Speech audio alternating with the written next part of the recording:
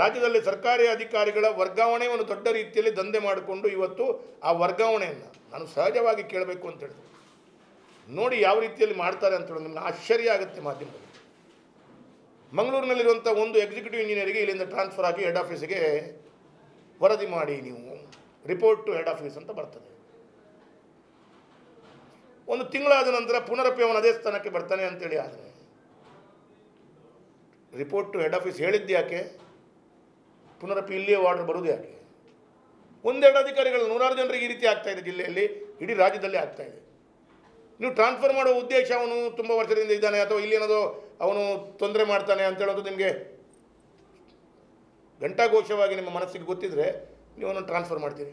ಇಲ್ಲ, ಅವನನ್ನು report to head office ಅಂತ ಹೇಳೋದು, ಅವ್ರ ಮಂತ್ರಿಗಳಿಗೂ ಇನ್ನು ಅಧಿಕಾರಿಗಳಿಗೂ ಮೇಲಿನ ಅಧಿಕಾರಿಗಳು ಮಾತಾಡಿಸಿ ಏನು ಕೊಡಬೇಕಾದದ್ದು ಕೊಡೋದು, ಅದರ ನಂತರ ಪುನರಪಿ ಇದೇ ಸ್ಥಾನಕ್ಕೆ ಬಂದು ಕೂತ್ಕೊಳ್ಳೋದು ಅಂತೇಳಿ. ಆದರೆ ಅವರ ಕೆಳ ಅಧಿಕಾರಿಗಳ ಮಾನಸಿಕತೆ ಏನು, ಜನರಿಗೆ ಯಾವ ರೀತಿ ನ್ಯಾಯವನ್ನು ಕೊಡಬಲ್ಲರವರು ಅಂತೇಳುವಂಥದ್ದು ಕೂಡ ಪ್ರಶ್ನಾರ್ಥಕ ಚಿಹ್ನೆ. ಇದೊಂದು ಇದರ ಬಗ್ಗೆ ನಾನು ಹೇಳಿದ್ದು ಅಂತೇಳುವಂಥದ್ದಲ್ಲ, ಮುಖ್ಯಮಂತ್ರಿಗಳ ಆರ್ಥಿಕ ಸಲಹೆಗಾರ ಬಸವರಾಜ ರಾಯರೆಡ್ಡಿಯವರೇ ಪತ್ರಿಕಾ ಮಾಧ್ಯಮದಲ್ಲಿ ಹೇಳಿದ್ದು. ವೇದವ್ಯಾಸ ಕಾಮತ್ರ ಹೇಳಿದ್ದು ಅಂತ ಹೇಳುವಂಥದ್ದಲ್ಲ, ಕಾಂಗ್ರೆಸ್ ಪಕ್ಷದ ಸಹ ಮುಖ್ಯಮಂತ್ರಿಗಳ ಆರ್ಥಿಕ ಸಲಹೆಗಾರರು ಹೇಳಬೇಕು ಅಂತೇಳಿ. ಆದರೆ ಅವರ ಕಣ್ಣಿಗೆ ದಿನನಿತ್ಯ ಕಾಣುವಂಥದ್ದು. ಅಷ್ಟು ಮಾತ್ರವಲ್ಲ, ಇವತ್ತು ಮಾಧ್ಯಮದಲ್ಲಿ ಮೊನ್ನೆ ಇತ್ತೀಚೆಗೆ ಬಂದದ್ದು KDB ಇಂಡಸ್ಟ್ರಿಯಲ್ ಎಸ್ಟೇಟ್ ಝೋನ್ನ ಇದರಲ್ಲಿ ಅವ್ಯವಹಾರ, ಪ್ರವಾಸೋದ್ಯಮದ ವ್ಯವಸ್ಥೆಯಲ್ಲಿ ಅವ್ಯವಹಾರ, ವಫ್ಕ್ ಇಲಾಖೆ ಮತ್ತು ಮೈನಾರಿಟಿ ಇಲಾಖೆಯಲ್ಲಿ ಅವ್ಯವಹಾರ ಮಾಧ್ಯಮದಲ್ಲಿ ಬಂದದ್ದನ್ನು ಉಲ್ಲೇಖ ಮಾಡಿ ಮಾತಾಡ್ತಾ ಇದ್ದೇನೆ. ಮಾಧ್ಯಮದಲ್ಲಿ ಈ ರೀತಿ ಬರ್ತಾ ಇದೆ ಅಂತ ಹೇಳಿದರೆ ಎಲ್ಲೋ ಒಂದು ಕಡೆ ಒಂದು ಕೈಯಿಂದ ಚಪ್ಪಾಳೆ ಆಗಲ್ಲ, ಎರಡು ಕೈಯಿಂದ ಚಪ್ಪಾಳೆ ಆಗ್ತದೆ. ಹಾಗಾಗಿ ಮಾಧ್ಯಮದವರಿಗೆ ಇದರ ಬಗ್ಗೆ ಮಾಹಿತಿಗಳು ಲಭಿಸದೆ ಇದು ಹಾಕುವುದಿಲ್ಲ ಅಂತ ಹೇಳೋದು ನಮಗೆಲ್ಲರಿಗೂ ಗೊತ್ತಿರುವಂಥ ವಿಚಾರ. ಹಾಗಾಗಿ ಈ ರೀತಿಯ ಮಾಧ್ಯಮಗಳಲ್ಲಿ ಕೂಡ ಬರ್ತಾ ಇದೆ, ಜನರು ನೋಡ್ತಾ ಇದ್ದಾರೆ.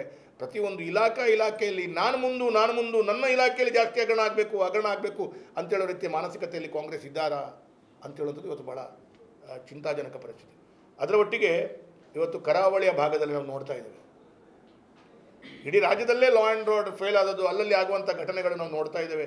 ಭಾಳಷ್ಟು ಘಟನೆಗಳು ಇವತ್ತು ಕರಾವಳಿ ಇಲಾಖೆಯಲ್ಲಿ, ಉಡುಪಿ ಜಿಲ್ಲೆ, ದಕ್ಷಿಣ ಕನ್ನಡ ಜಿಲ್ಲೆಯಲ್ಲಿ ಯಾರೋ ಮುಸುಕುದಾರಿಗಳು ಬಂದು ಮನೆಗೆ ಬೆಲ್ ಹೊಡೆದ್ರಂತೆ. ಒಂದು ರೀತಿ ಯಾವ ಪರಿಸ್ಥಿತಿಯನ್ನು ನಾವು ನೋಡ್ತಾ ಇದ್ದೇವೆ ಇವತ್ತು. ನೋಡಿ, ಯಾರೋ ಮನೆಗೆ ಬರುವಂಥದ್ದು, ಅವ್ರು ಯಾರಂತ ಗೊತ್ತಿಲ್ಲ. ಇವತ್ತಿನ ತನಕ ಬಂದು ಹೋದವರು ಒಂದು ವಾರ ಆದರೂ ಅವರು ಬೆಲ್ ಹೊಡೆದವರು ಯಾರಂತ ಹುಡುಕ್ಲಿಕ್ಕಾಗಲ್ಲ. ಅವರು ವೆಹಿಕಲಲ್ಲಿ ಬಂದಿದ್ದಾರೆ, ಉನ್ನತ ಅಧಿಕಾರಿಗಳ ಥರ ಬರ್ತಾರೆ, ಈ ರೀತಿಯಲ್ಲೆಲ್ಲ ಬರ್ತಾರೆ, ಎಲ್ಲೆಲ್ಲೋ ಬಂದು ಹೋಗ್ತಾರೆ. ಅವರು ಮನೆಗೆ ಬಂದು ದರೋಡೆ ಮಾಡಲಿಕ್ಕೆ ಬರ್ತಾರೆ, ಈ ರೀತಿಯಲ್ಲೆಲ್ಲ ಮಾಡ್ತಾ ಇದ್ದಾರೆ ಅಂತೇಳಿ. ಆದರೆ ಯಾರನ್ನು ಕೂಡ ನಮ್ಮ 2 ಜಿಲ್ಲೆಯಲ್ಲಿ, ಹಾಗಾದರೆ ಎಲ್ಲಿ ನಾವು ಸುರಕ್ಷಿತವಾಗಿದ್ದೇವೆ? ಹಾಗಾಗಿ ಲಾ ಆ್ಯಂಡ್ ಆರ್ಡರ್ ಕೂಡ ಸಂಪೂರ್ಣವಾಗಿ ವಿಫಲವಾಗಿದೆ. ನಾನು ಒಂದು ಮಾತನ್ನು ಇವತ್ತು ಉಲ್ಲೇಖ ಮಾಡಬೇಕು, ನಮ್ಮ ಪೊಲೀಸ್ ಇಲಾಖೆಯ ಅಧಿಕಾರಿಗಳ ಬಗ್ಗೆ ನಮ್ಮ ವಿರೋಧವಿಲ್ಲ. ಅಧಿಕಾರಿಗಳಿಗೆ ಸ್ಪಷ್ಟವಾಗಿ ಒಳ್ಳೆಯ ರೀತಿಯಲ್ಲಿ ಕೆಲಸ ಮಾಡಲಿಕ್ಕೆ ಬಿಡ್ತಾ ಇಲ್ಲ ಇವರು ಕಾಂಗ್ರೆಸ್ನವರು ಅಂತ ಹೇಳುವಂಥದ್ದು ಸ್ಪಷ್ಟವಾಗಿ. ಅವರು ಇಲ್ಲಾದರೆ ಅವರನ್ನು ಟ್ರಾನ್ಸ್ಫರ್ ಮಾಡುವಂಥದ್ದು, ಇಲ್ಲದ್ರೆ ಅವರಿಗೆಲ್ಲೋ ಒಂದು ಕಡೆ ಮಾನಸಿಕವಾಗಿ ಹಿಂಸೆ ಕೊಡುವಂಥದ್ದು ಮಾಡ್ತಾ ಇದ್ದಾರೆ.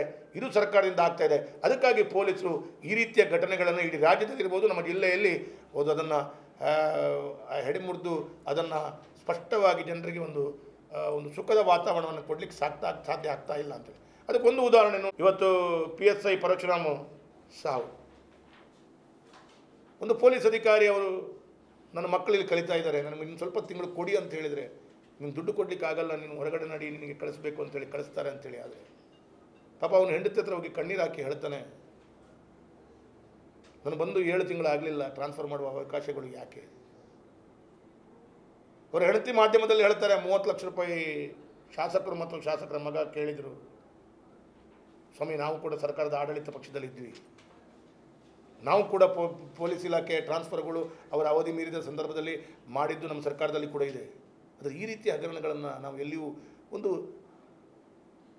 ಪೊಲೀಸ್ SI ASI ಇನ್ಸ್ಪೆಕ್ಟರ್ ಲೆವೆಲ್ನಲ್ಲಿ ಕೂಡ ಈ ರೀತಿಯ ಒಂದು ಹಿಂಸೆಯನ್ನು ಅವರಿಗೆ ಕೊಡುವಂಥದ್ದು, ಅವರಿಗೆ ಕೆಲಸ ಮಾಡಲಿಕ್ಕೆ ಬಿಡದೆ, ಅವರು ಈ ರೀತಿಯ ಮಾನಸಿಕ ಒತ್ತಡದಿಂದ ಅವರು ಆತ್ಮಹತ್ಯೆ ಮಾಡಿಕೊಳ್ಬೇಕಾದಂಥ ವಾತಾವರಣ ಇವತ್ತು ಸೃಷ್ಟಿಯಾಗ್ತಾ ಇದೆ ಅಂತ ಹೇಳಿದರೆ, ಇವತ್ತು ಸರ್ಕಾರ ಯಾವ ರೀತಿಯಲ್ಲಿ ತಮ್ಮ ಕೆಲಸ ಕಾರ್ಯಗಳನ್ನು ಮಾಡ್ತಾ ಇದೆ ಅಂತ ಹೇಳುವಂಥದ್ದು ಇವತ್ತು ಕಾಣ್ತಾ ಇದೆ.